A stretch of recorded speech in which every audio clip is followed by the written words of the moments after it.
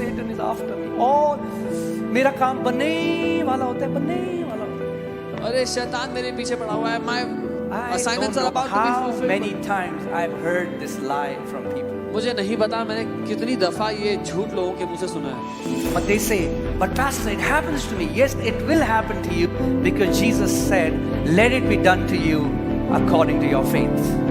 लेकिन वो फिर कहते हैं कि पास्टर मेरे साथ ऐसा हो रहा है, होगा क्योंकि यीशु ने कहा तुम्हारे साथ तुम्हारे विश्वास के अनुसार हो. Because you believe it and you are continually confessing it. क्योंकि आप ये मानते हो और लगातार बोलते रहते हो, इसलिए आपके साथ ऐसा हो रहा है.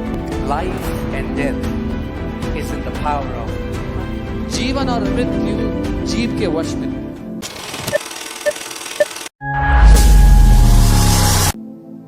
You know, in the Old Testament, पुराने नियम the में high priest was supposed to go to the holiest of place, जो महायाजक था उसको अति पवित्र स्थान में जाना होता था. and he had to sprinkle the blood how many times? 7 times. और 7 बार उसको लहू को छिड़कना होता था.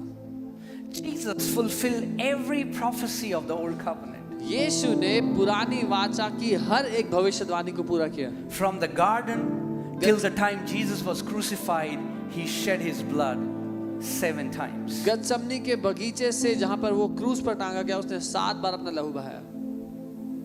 And that's physical.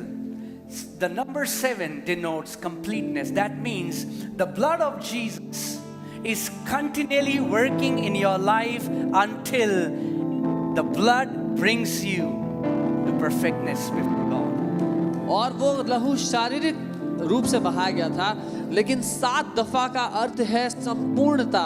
इसका मतलब यह है कि यीशु का लहू जो आपके लिए बहाया गया तब तक आपके जीवन में काम करता रहेगा जब तक जिस मकसद के लिए वो बहाया गया उसको पूरा ना कर दे. Amen. That blood is eternal. वो लहू सर्वदा का है. You know what the Bible calls that blood? The Bible calls that blood stronghold of righteous. अब जानते हैं बाइबल उस लहू को क्या कहती है? बाइबल उस लहू को धर्मियों का दृढ़ गढ़ कहती है. Do you know what a stronghold is? When you're in a battle and you're overwhelmed by your enemies, you run inside the stronghold for your protection. आप जानते हैं दृढ़ गढ़ क्या होता है? जब आप एक युद्ध के बीच में हो और दुश्मन आप पर हावी होने लगे तो अपने दृढ़ गढ़ में आप भागकर छुप जाते हैं. When you feel your mind is attacked by these thoughts that come as arrows, जब आपको लगता है आपके दिमाग पर वो तीर की तरह विचार आ रहे हैं, run to the stronghold of the blood of Jesus. यीशु के लहू के दृढ़ गढ़ के पनाह में चले जाओ. Amen.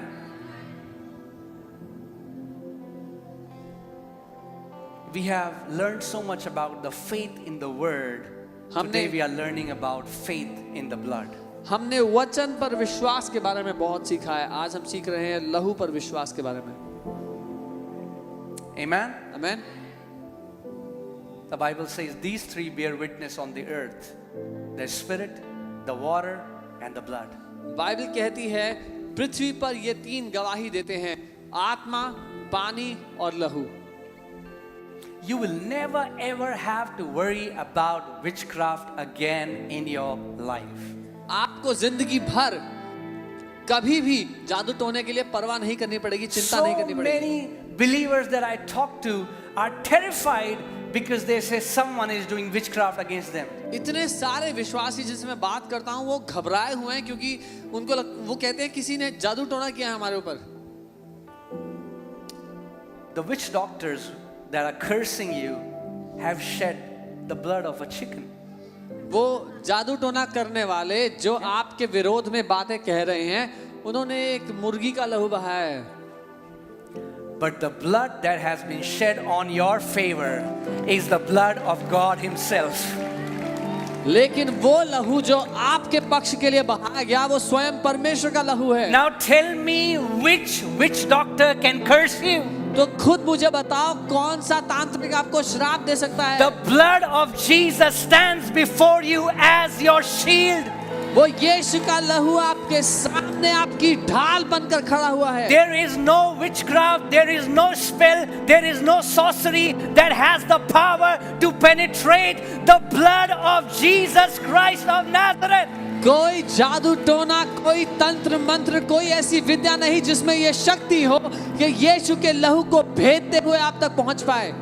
Say, I am covered under the blood. बोले मैं लहू के अधीन ढका हुआ हूँ। Come on, say, I am covered under the बोले blood. मैं लहू के अधीन ढका हुआ हूँ। No weapon formed against me shall prosper. कोई हथियार जो मेरे विरोध में बनाया गया वो सफल नहीं होगा। No witchcraft done against me and my family shall prosper. कोई जादू टोना मेरे और मेरे परिवार के विरोध में सफल ना होगा। No spells and attacks sent against me, my family shall prosper.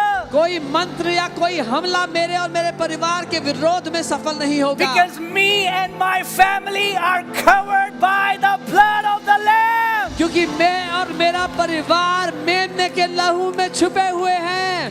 Amen. You are covered under the blood of the Lamb. आप मेमने के लहू में छुपे हुए हैं। You are not ordinary people. आप साधारण लोग नहीं हैं। The blood of Jesus speaks on your behalf. यीशु का लहू आपके पक्ष में बातें कहता है। Amen. Even those demonic principalities वो दुष्ट प्रधानताएं भी which are being worshipped, जिनकी आराधना की जाती है, when you bring the blood on the scene, even they are judged. जब आप लहू को बीच में, परिस्थिति के बीच में ले आते हैं तो उनका भी न्याय हो जाता है। God said, परमेश्वर ने कहा, when I'll pass by and I see the blood, I will even judge the gods of Egypt. उसने कहा जब मैं वहां से गुजरूंगा और लहू को लगा हुआ देखूंगा तो मैं मिस्र के ईश्वरों का भी न्याय करूंगा। That means every time you bring the blood of Jesus on the scene, every demonic principality that is coming against you is judged in the name of Jesus. इसका मतलब जब आप लहू को समस्या के बीच में, परिस्थिति के बीच में ले आते हैं तो हर वो दुष्ट प्रधानता जो आपके विरोध में लड़ाई कर रही थी उसका भी न्याय किया जाता है। Amen. The blood of Jesus is our stronghold. यीशु का लहू हमारा दृढ़ गढ़ है। Amen. आमीन। Which doctors understand this? जादू टोना करने वाले लोग जानते हैं ये बात। Because blood, hear this carefully, ध्यान से सुनिए। blood has a voice in the spirit realm. आत्मिक दुनिया में लहू की आवाज होती है। When they shed the blood and send spells, that blood speaks in the spirit realm. जब वो लहू बहाते हैं और श्राप देते हैं तो वो लहू आत्मिक दुनिया में वो बातें कहता है। So the shed blood takes that curse to where they want to send it. तो वो बहाया गया लहू उस श्राप को लेकर जाता है जहां वो भेजना चाहते हैं। Amen. But praise God, लेकिन प्रभु की स्तुति हो, we have the shed blood of Jesus that also speaks on our behalf. हमारे पास यीशु का बहाया हुआ लहू है जो हमारे पक्ष में बातें बोलता है। Amen. Do you remember when Abel was killed, God said, "What have you done? The blood of your brother speaks to me." जब हाबिल का खून कर दिया केन ने तो परमेश्वर ने आके कहा तूने क्या कर दिया, तेरे भाई का लहू मुझे पुकार रहा है। As a person, एक व्यक्ति की तरह Abel is dead, हाबिल मर चुका है, but God is still hearing the voice of his blood in the spirit realm. लेकिन परमेश्वर आत्मिक दुनिया में अब भी उसकी आवाज को सुन रहा है। Because every blood speaks in the spirit realm. क्योंकि आत्मिक दुनिया में हर एक लहू जो बहाया गया वो बात करता है। But praise God, लेकिन प्रभु का धन्यवाद हो, it's not the blood of bulls and goats and chickens that speak on our favor. वो जानवरों का, मुर्गियों का, पक्षियों का लहू नहीं जो हमारे पक्ष में बातें कह रहा है। It's the blood of God himself. वो परमेश्वर स्वयं का लहू है। The blood of God himself speaks on our favor. स्वयं परमेश्वर का लहू हमारे पक्ष में बातें कह रहा है। Amen. So we are going to see the sevenfold application of the blood of Jesus today for us. तो हम यीशु के लहू की वो 7 बातें देखेंगे जो हमारे जीवन के लिए काम करती हैं। Are you ready? तैयार है? All right. So the first is redemption. पहला है छुटकारा। Say redemption. बोले छुटकारा।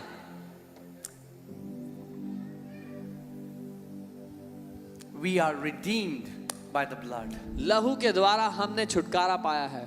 Let's see Colossians 1:12 to 14. कुलोसियों 1 उसका 1 से 14 देखते हैं। Colossians 1:12. माफ कीजिए 1:12 I'm sorry, let's see from 13. 13वीं आयत से। Who hath delivered us from the of darkness and had translated us into the kingdom of his dear Son, in whom we have what? In whom we have redemption. Guys, can you change the scripture? In whom we have redemption through his blood, even the forgiveness of sins. हम 13वीं आयत से हिंदी में देखेंगे। परमेश्वर ने अंधकार की शक्ति से हमारा उद्धार किया, हमें छुड़ा लिया और अपने प्रिय पुत्र के राज्य में हमारा प्रवेश करवाया। उस पुत्र द्वारा ही हमें छुटकारा मिला है, यानी हमें मिली है हमारे पापों की क्षमा। Church, are we learning something? हम कुछ सीख रहे हैं।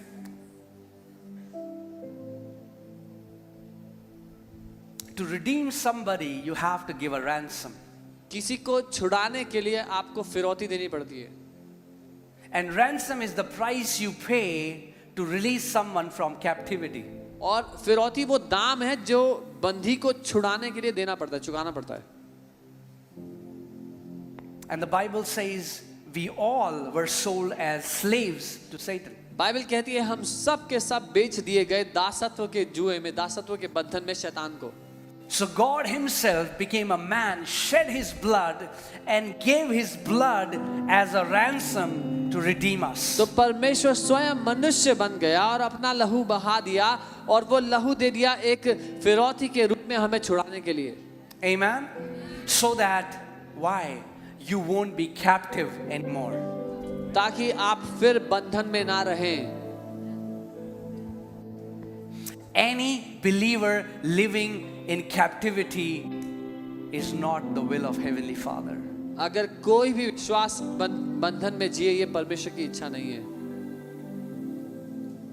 We have redemption through his blood. उसके लहू के द्वारा हमें छुटकारा मिला है।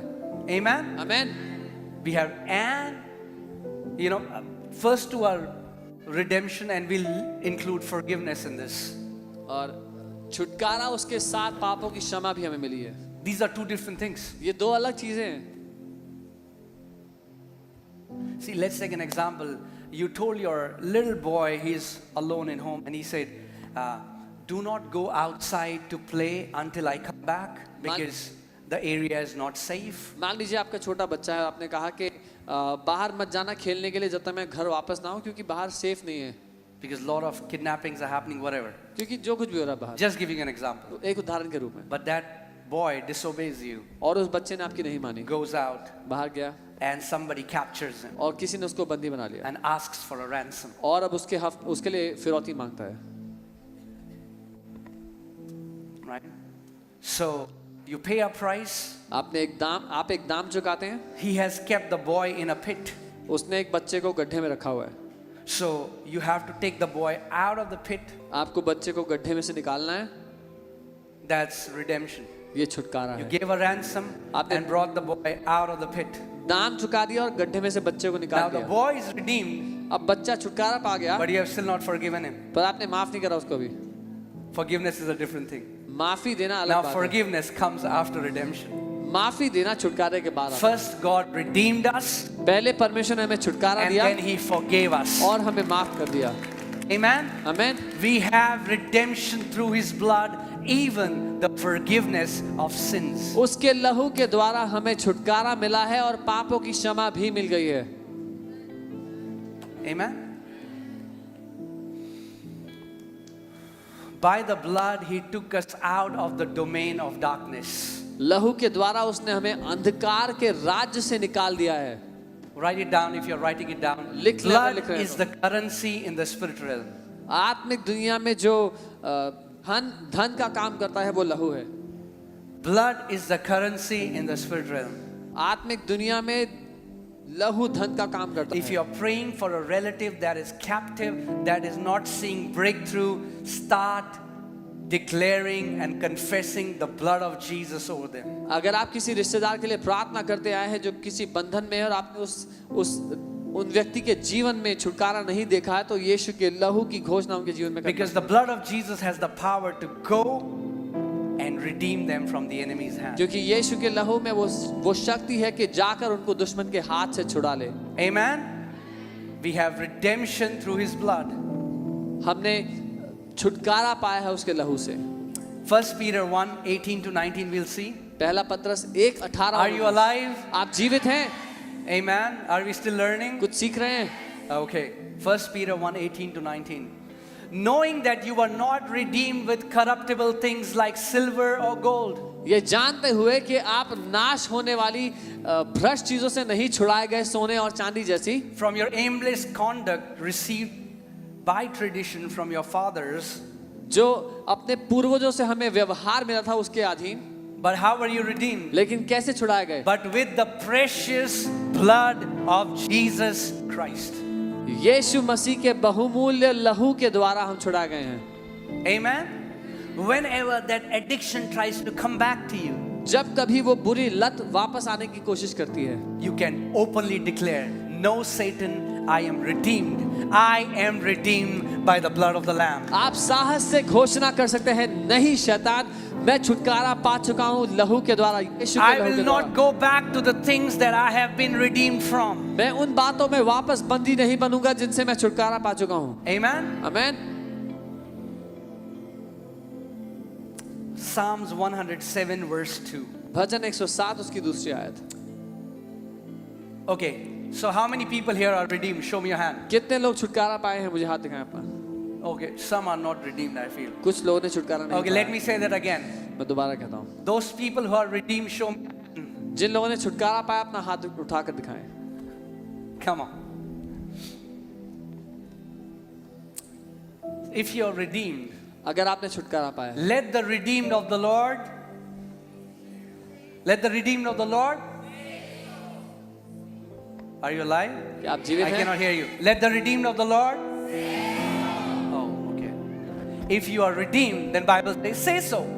अगर आप छुटकारा पाए हैं तो बाइबल कहती है फिर ऐसा कहो। Why are you still saying I'm still bound? क्यों ये कह रहे हो कि मैं बंधा हुआ हूँ? Why are you still saying that I am under the domain of the darkness? क्यों ये कह रहे हैं कि मैं अंधकार में हूँ? If you are the redeemed of the Lord, then start saying so. अगर आप परमेश्वर द्वारा छुटकारा पाए हैं तो फिर ऐसा कहना शुरू करें। Come on, say this after me. I am redeemed of the Lord. मेरे साथ कहे, परमेश्वर ने मुझे छुटकारा दिया I है। am redeemed from the hand of the enemy. मैं दुश्मन के हाथ से छुड़ा लिया गया हूँ। I am redeemed from the power of darkness. मैं अंधकार के राज्य से छुड़ा लिया गया हूँ And I have been translated और मैं into the kingdom of God's dear Son. और मैं परमेश्वर के पुत्र के राज्य में ले आया गया हूँ।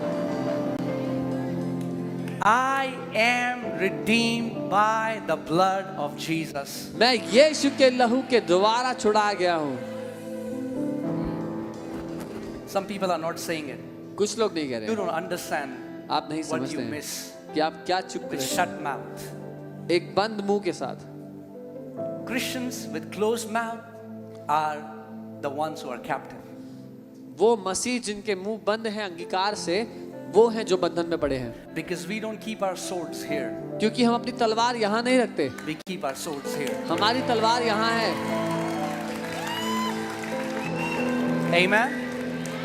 The word of the Lord is the double. See guys, this I'm not saying this to excite you. मैं आपको उत्साहित करने के लिए नहीं कह रहा हूँ ये बात। That's why many people are bound and never know why their life is a struggle. इसीलिए बहुत से लोग बंधनों में पड़े हैं और उनको नहीं पता क्यों जैसे- जिंदगी संघर्ष है। Bro, और बोलते भाई I don't feel like saying it, bro. मेरा बोलने का मन नहीं करा bro. Does the Bible say, let the redeemed of the Lord say so if they feel like?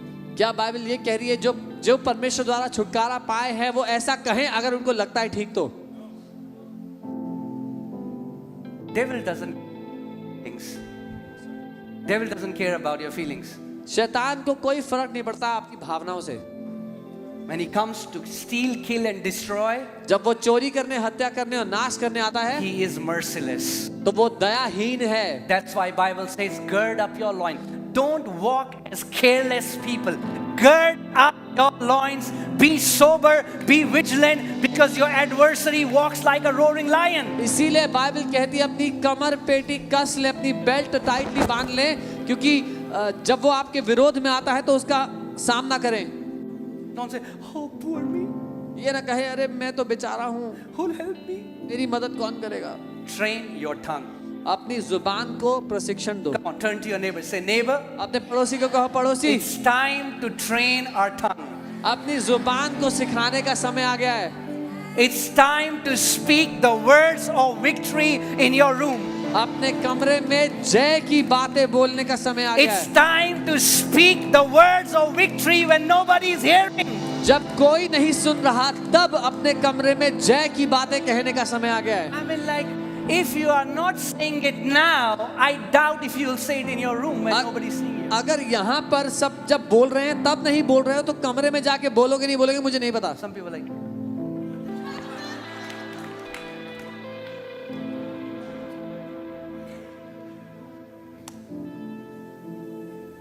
be vigilant. चौकसी दो, Be vigilant. चौकन्ने रहो, Be vigilant. चौकन्ने रहो। Don't let the enemy bind you. दुश्मन आपको बांधे ये होने ना दे। God has given you the double-edged sword of His word. परमेश्वर ने आपको अपने वचन की दो धारी तलवार दी है। Amen? Do you know, see, I don't know how many know it, but because of my background, where I was born, which doctors, when you pay them money, they don't sleep. मुझे नहीं पता कि आप में से कितने लोग जानते हैं, लेकिन जिस जगह से मैं हूँ मैं जानता हूँ, जब आप किसी जादू टोना करने वाले को पैसा देते हैं तो वो सोता नहीं है, फिर All night, रात भर they release curses. वो श्राप बोलता है। What do they use? वो क्या इस्तेमाल करते हैं? Their mouth. अपना मुंह इस्तेमाल करते हैं। What are believers doing? विश्वासी क्या कर रहे हैं?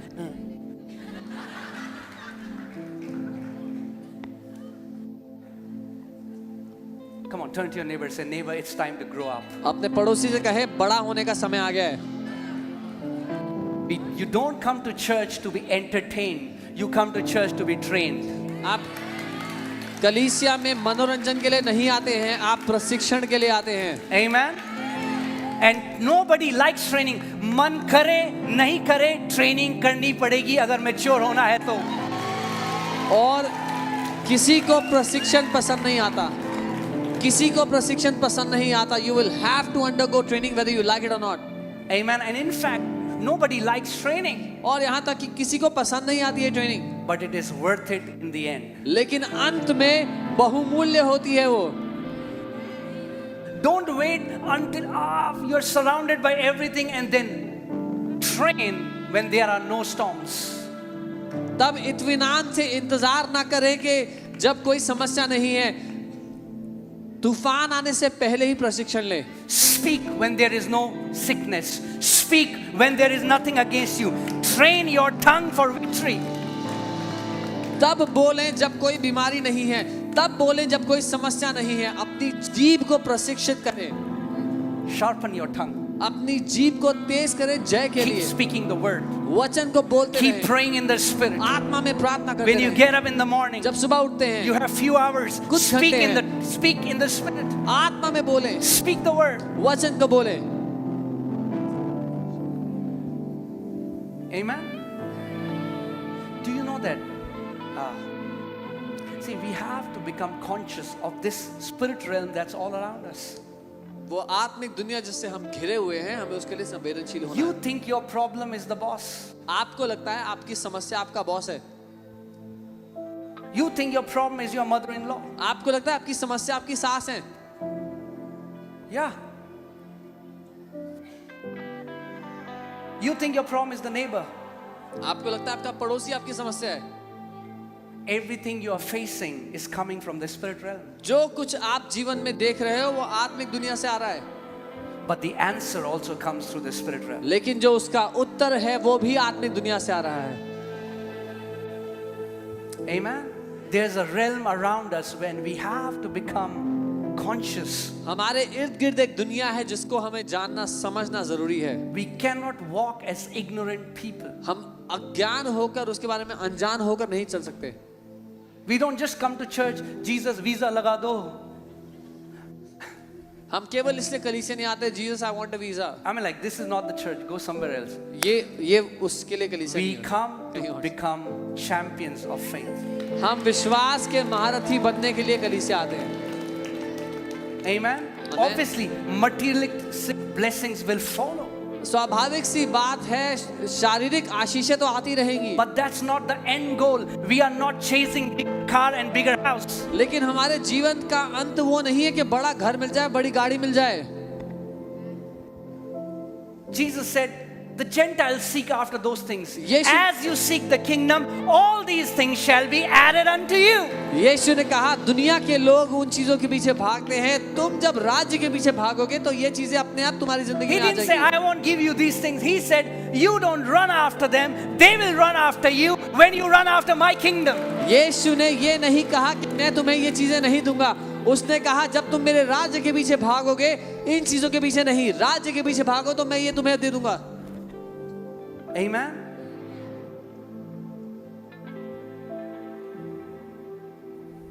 We have to become aware of this realm. Every thought that you're getting, it's not your thought. Sometimes it's coming from the spirit realm. इस दुनिया को हमें जानना जरूरी है. इस आत्मिक अनदेखी दुनिया को. कई बार जब आपको विचार आते हैं तो वो आपके खुद के विचार नहीं, आपको दिए जा रहे हैं. The enemy is constantly trying to discourage believers. So many believers today are discouraged. They have no hope. दुश्मन निरंतर प्रयास कर रहा है विश्वासियों के जीवन में आशा ना हो, वो And आशाहीन हो they जाएं. think it's their own thoughts. और विश्वासी ये समझते हैं कि ये उनके खुद के विचार हैं. No. नहीं. The enemy sends thoughts as fiery darts दुश्मन उन विचारों को आग से जलते हुए तीरों की तरफ भेजता है. with reasonings.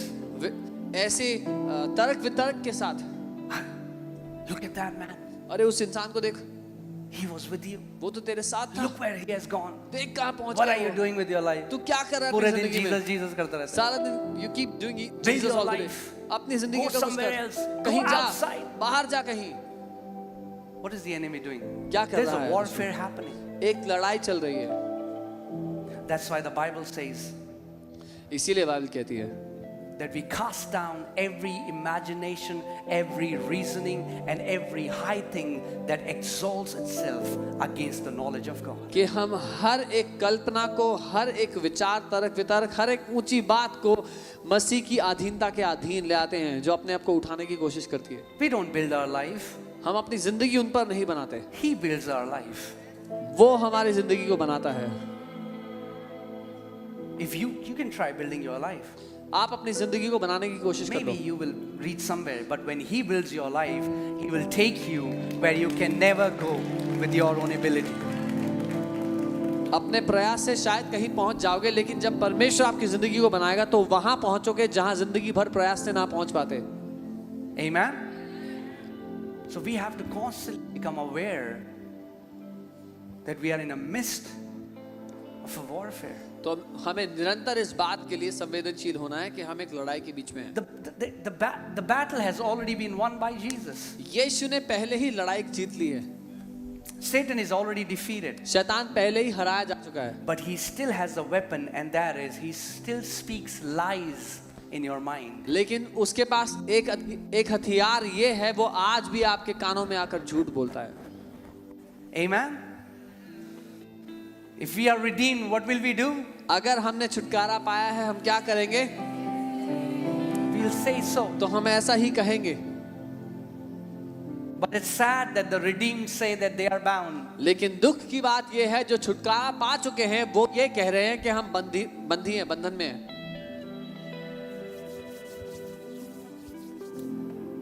It's our confession that makes it work for us. ये हमारा अंगीकार ही है जो हमारे लिए चीजों को करवाता है. Otherwise, the blood remains in the basin. नहीं तो लहू बर्तन में ही रखा रहता है.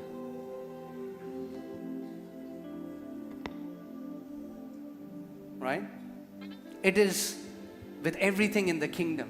राज्य में जो कुछ है उसके साथ ऐसा ही है. Like The grace has been supplied for everyone, but Just- everyone is not saved जैसे हर एक के लिए अनुग्रह दे दिया गया है, लेकिन हर एक ने उद्धार नहीं पाया, because they have not believed that sacrifice and appropriated it. क्योंकि उन्होंने उस बलिदान पर भरोसा करके उस पर वश नहीं किया। Spirit came down for everyone, but everyone is not baptized by the Holy Spirit. पवित्र आत्मा हर एक के लिए उतर आया, लेकिन हर कोई पवित्र आत्मा से नहीं भरा हुआ। Amen.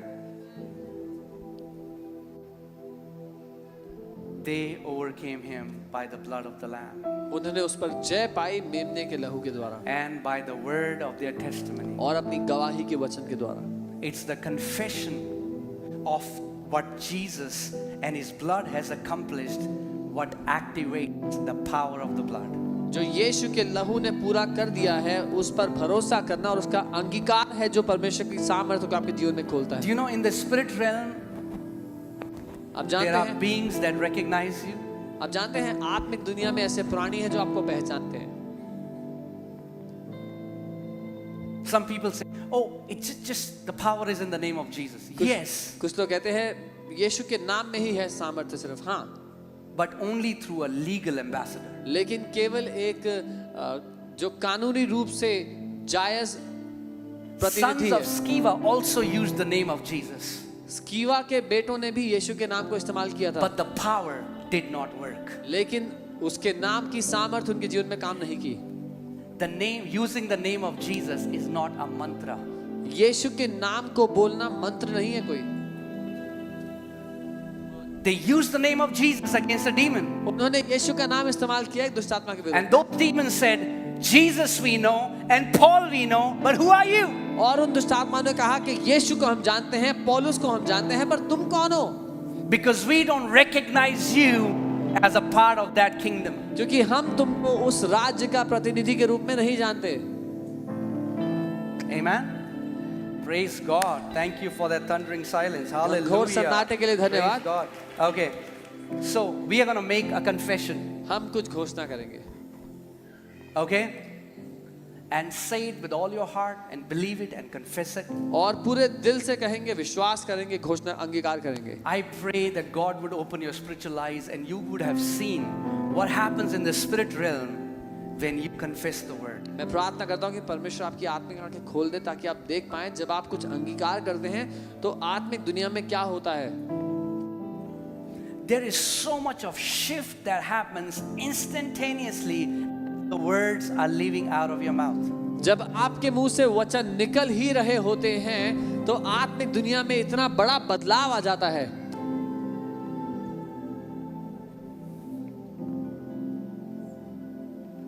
Jesus said, "You will justify and you will be condemned by what?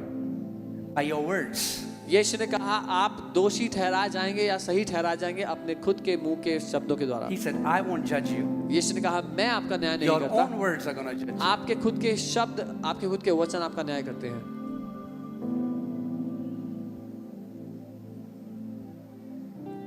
If we become and we are still in a process of going to that place of maturity, but you know what Bible says who a mature person is? Who doesn't stumble at his word. हम अभी भी उस यात्रा में हैं, उस सिद्धता में जाने के, लेकिन बाइबल कहती है कौन मनुष्य सिद्ध है, वो जो अपने शब्दों में नहीं चूकता। Because many times through our words we are creating a lot of traps for us. क्योंकि कई बार अपने शब्दों के द्वारा हम बहुत से गड्ढे खोद रहे हैं अपने रास्ते में। Because in the spirit realm you are continuously